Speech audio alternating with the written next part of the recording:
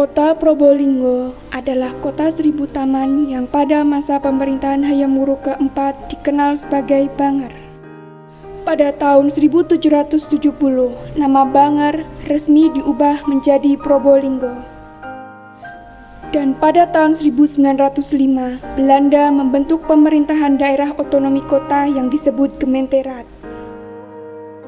Lalu terbentuklah Gemeente Probolinggo berdasarkan Stadblad 1918 nomor 322 tanggal 1 Juli 1918 dengan diisi 13 anggota Dewan Perwakilan. Sebagai salah satu kota peninggalan masa kolonial, Probolinggo memiliki peninggalan sejarah yang berkaitan erat dengan masa kolonial Belanda.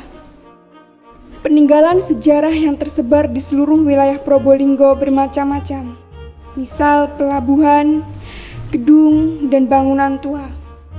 Salah satu bangunan tua yang unik di Probolinggo adalah gereja. Gereja Merah atau dengan nama asli Gereja Protestan di Indonesia bagian Barat Immanuel didirikan sebagai bentuk kepedulian pemerintah atas umat beragama, khususnya Kristen Protestan, pada tahun 1862. Tanggal 20 Juli 1863, gereja ini diresmikan oleh Rainer Series sebagai residen Probolinggo. Dalam pembangunannya, gereja ini menggunakan sistem bongkar pasang atau yang disebut knockdown. Bahan-bahan yang terdiri dari baja dan seng seharga 15.000 gulden didatangkan dari Jerman bersamaan dengan masuknya kereta api di Indonesia.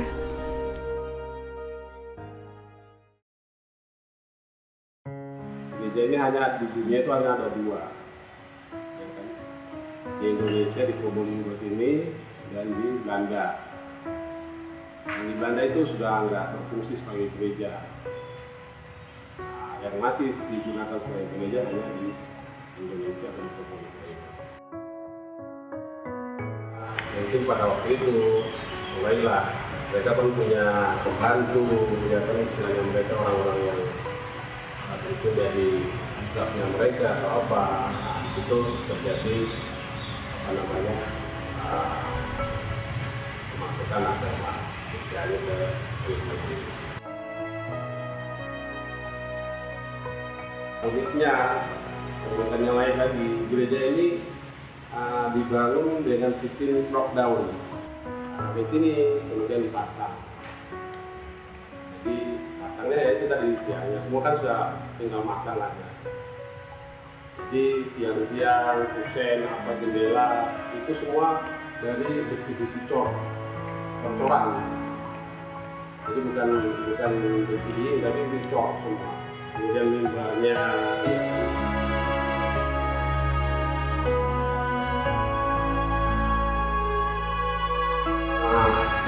kalau kolonial kan otomatis kan yang bayar kan kolonial ya. Iya kan. Setelah merdeka memang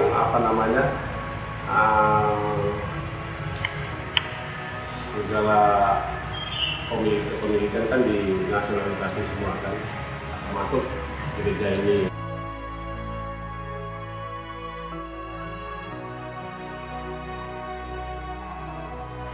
Memang dari gereja itu sebenarnya tidak ada pembiayaan atau bantuan, itu memang nggak ada dari pemerintah. Kita semuanya ini swadaya dari jemaat. Urusannya segala macam itu langsung dari Jakarta. Jadi pada waktu itu ya untuk pemeliharaan apa segala macam kita itu dari jemaatnya.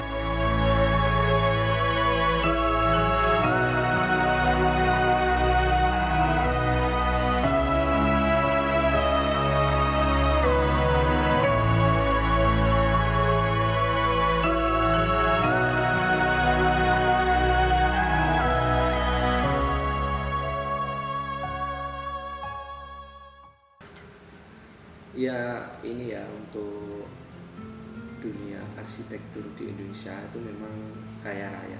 Yang pertama, memang Indonesia sendiri secara tradisi sudah punya model dan bentuk utamanya yang terkenal dengan Bunden Brugga kayak itu. Kemudian begitu Indonesia mendapat pengaruh Hindu dan Buddha, kita sudah jelas bagaimana bangunan-bangunan yang sangat besar seperti kita lihat yang ada di Jawa Tengah, misalnya Borobudur, ini Candi Buddha, terus Prambanan Candi Hindu, ini semua menunjukkan bahwa memang Jawa, kemudian Nusantara secara umum atau Indonesia sekarang, pengaruh budaya manapun itu sangat besar.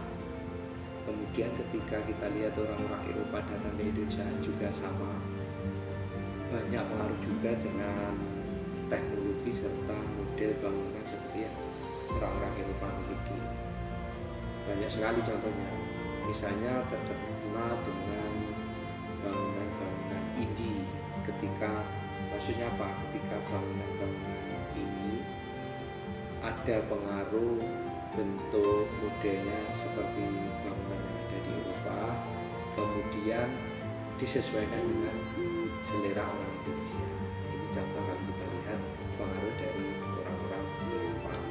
Sedangkan kalau kita lihat Eropa begitu berpengaruhnya di Indonesia ini, utamanya semenjak Hindia Belanda, ini adalah penggunaan beberapa pilar gaya Eropa, yaitu pilar-pilar yang seperti kita lihat zaman Romawi, model-model pilar besar. Kita lihat bangunan-bangunan presiden Hindia Belanda, gubernur jenderal, kemudian kantor bupati, ini kan yang selama tahun 1900 awal, 1800 akhir, kemudian sebelum era-era Indonesia Merdeka ini kan sudah dipakai. Bagaimana rumah bupati, tempat dinas bupati lama selalu menggunakan pilar-pilar gaya ini. Nah, kalau kita lihat misalnya gereja merah yang ada di Probolinggo, ini yang menurut saya jelas ini pengaruh baratnya, karena sama dengan kita lihat gereja Belenduk yang ada di Semarang. Ini kan terkenal salah satu gereja yang bentuknya cukup unik, di mana ada model-model bangunan yang sentuhannya itu sangat Eropa. Ini sama dengan agama Nasrani atau Kristen di bangsa Indonesia kan memang juga orang-orang Eropa, sehingga model bangunannya pun ini hampir semuanya itu bersentuhan Eropa.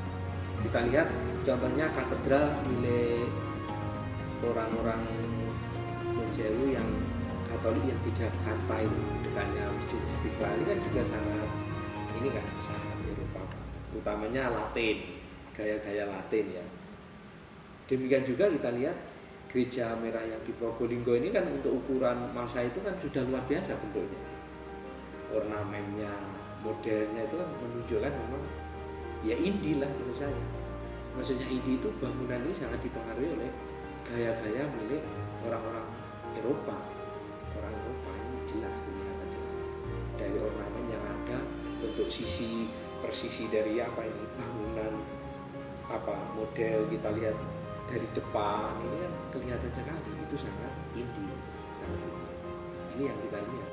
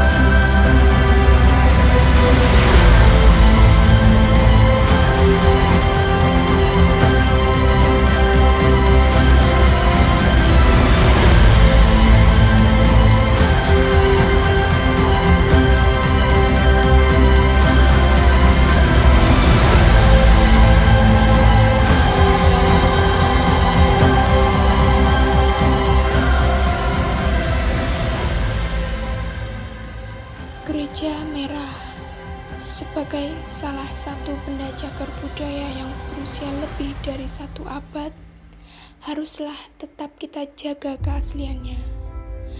Berbagai macam bangunan maupun gedung-gedung bersejarah patut untuk dilestarikan hingga mampu bertahan hingga generasi selanjutnya. Maka, sebagai generasi muda, tetaplah mencintai serta melestarikan budaya Indonesia.